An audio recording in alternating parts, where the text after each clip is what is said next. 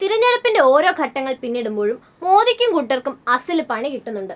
കെജ്രിവാളിന് ജാമ്യം അനുവദിച്ചതിനു പിന്നാലെ news click കേസിൽ പ്രബീർ പുർക്കായസ്ഥയുടെ അറസ്റ്റ് തന്നെ നിയമവിരുദ്ധമാണെന്ന സുപ്രീം കോടതി ഉത്തരവ് മോദിക്കുള്ള അടുത്ത തിരിച്ചടിയായി. 6 മാസത്തിലേറെയായി ജയിലിൽ കഴിയുന്ന പ്രബീറിനെ വിട്ടയക്കാനാണ് കോടതിയുടെ നിർദ്ദേശം. രാജ്യത്തെ പ്രമുഖ ഇടതുപക്ഷ ചിന്തകനും ശാസ്ത്ര പ്രചാരകനുമായ പ്രബീർ ഓൺലൈൻ മാധ്യമമായ ന്യൂസ് ക്ലിക്കിന്റെ സ്ഥാപകനും ചീഫ് എഡിറ്ററുമാണ്.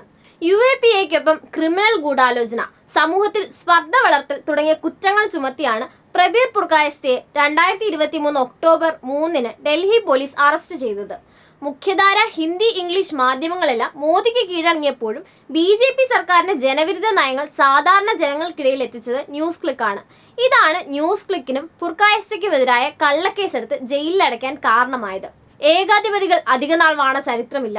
ഏത് കള്ളക്കഥകൾക്ക് മുകളിലും ഇന്നല്ലെങ്കിൽ നാളെ സത്യം ഉദിച്ചുയരുക തന്നെ ചെയ്യും.